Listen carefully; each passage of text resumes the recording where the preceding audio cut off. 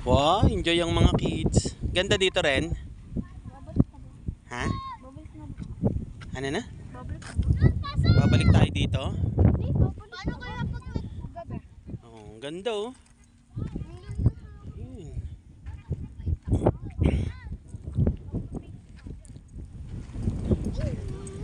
Ayun, oh.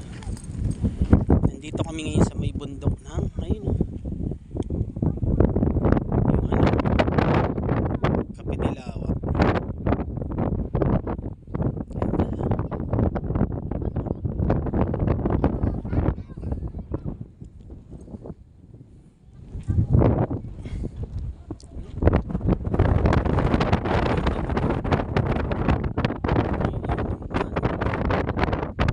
That's so.